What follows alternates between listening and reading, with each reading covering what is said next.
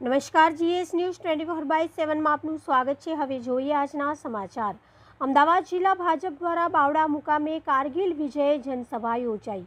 આજરોજ ભારતીય જનતા પાર્ટી અમદાવાદ જિલ્લા દ્વારા બાવડા મુકામે અટલ કોમ્યુનિટી હોલમાં કારગિલ વિજય દિવસ નિમિત્તે કારગિલ વિજય જનસભાનું સમગ્ર જિલ્લા કક્ષાનું આયોજન કરવામાં આવ્યું। આ પ્રસંગે ગુજરાત પ્રદેશ પૂર્વ મહામંત્રી કેસીભાઈ પટેલ, અમદાવાદ જિલ્લા ભાજપ પ્રમુખ શ્રી હર્ષદગીરી ગોસાઈજી, અમદાવાદ મહામંત્રી શૈલેષભાઈ દાવડા, નવદીપભાઈ ડોંડિયા, મયુરભાઈ ડાભી, ધોળકાના ધારાસભ્ય કિરીટસિંહ ડાભી, દસકોઈના ધારાસભ્ય બાબુભાઈ જમનાદાસ પટેલ, ધંધુકાના ધારાસભ્ય કાળુભાઈ ડાભી, ખેડા જિલ્લાના પ્રભારી કુશળસિંહભાઈ પંઢેરિયા, પૂર્વ પ્રમુખ કમાભાઈ રાઠોડ,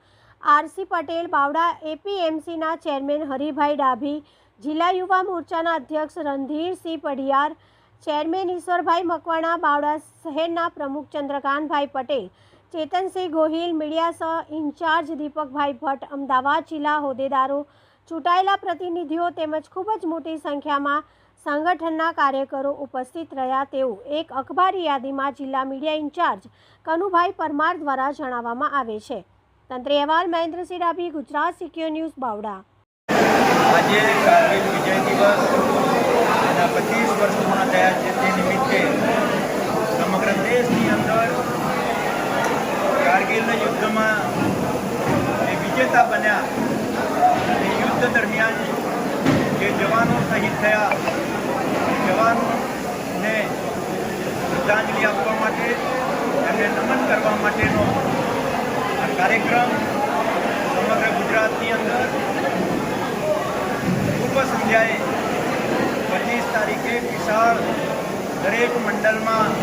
મશાલ રેલીનું આયોજન કર્યું હતું અને એ જ પ્રકારે આજે બાવડા ખાતે અમદાવાદ જિલ્લાનો હર્ષદગીરી ગોસાઈના અધ્યક્ષતામાં અને યુવા મોરચા દ્વારા આ કારગિલ યુદ્ધમાં જે કાર્યક્રમો થયેલા, સંજોગો બનેલા, જે ઘટનાઓ ઘટી હતી એ તમામ ઘટનાઓ એ આજના સમયે બધા લોકોને સ્મૃતિમાં આવે, દેશભાવ, દેશભક્તિ, રાષ્ટ્રપ્રેમ એ જાગૃત થાય એના માટેનો ખૂબ ઉત્સાહપૂર્વક આ કાર્યક્રમ થયો। આજે કેટલાક જવાનો